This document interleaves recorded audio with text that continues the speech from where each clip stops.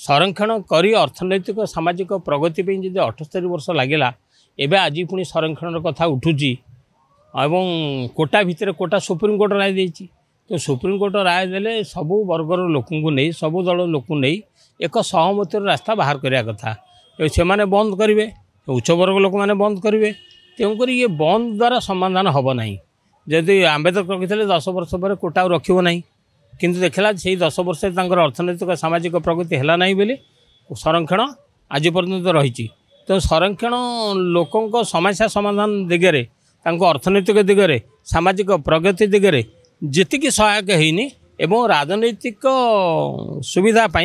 संरक्षण गोटे बड़ मुदा है कि भारत वर्ष रही माने आदिवासी मानकर सेटा संवैधानिक अधिकार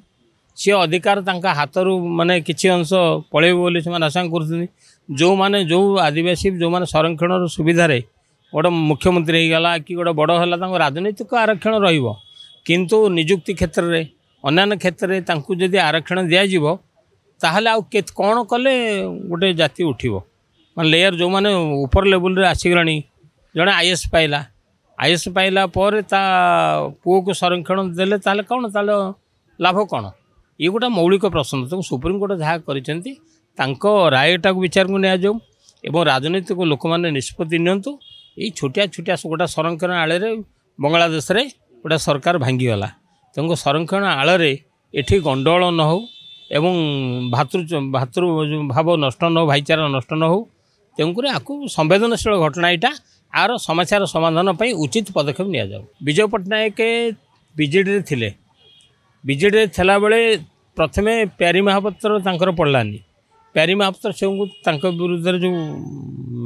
मिडनाइट ऑपरेशन है सेतेबेले सी करते कहीं विजय महापात्र थे विजय पट्टनायक थे चीफ सेक्रेटरी एवं प्यारी महापात्र विरोध करुले प्रशासनिक क्षमता को लड़ी चलता ये अवर्सन नेला ये बीजेडी परिचालना करुले नवीन पट्टनायक कथा शुणुला पांड्यान आसला पावर ह्रास है तेणु युग हट कला तो सी आक्रोश मूलक भाव में ये दवाई पाने दवाई सी जा कांग्रेस जोगदे कांग्रेस जोगदे कांग्रेस एभली दल दलर अन्य नाम कांग्रेस तेणु से गोची कटाकटी चली जो 14 विजय पट्टनायक देखिले जे पांड्यान को मूल लक्ष्य था पांड्यान दुर्बल हो गला दल हारीगला तेणु एवं सी देखिले कांग्रेस प्रायोरिटी दौना प्रचार कमिटी अध्यक्ष मजूर काढ़ी निजे से जाकि निर्वाचन हारीगले सी देखिले दल में भविष्य ना तेणुक सी कहते मैं राजनीति की जीवी ना किंतु थरे जे राजनीति की जाए जिते जीवी ना कहले भी राजनीति छाड़े ना देखा जाए आगामी क्यों दल आड़िकी मुह मुहबे से ना मनमोहन सामल जदि राज्य छाड़ी पलैबे राज्यसभा को ताहले तांकर राज्य उपर कंट्रोल आ रही तेणु सी प्लानिंग बोर्ड चेयरमैन हो पारती एवं जदि गोटे राज्यसभा एमपी बीजेडी आसिक दल सामिल है इस्तीफा देकी पुणी गला ताले अन्य राज्यसभा एमपी गुड़ाक गोटी गोटिक आसवे माने जेहेतु राज्यसभा बीजेपी सांसद संख्या कम अच्छी तेणुक ये गोटे तरीकार गोटे पर गोटे स्वीकार करवा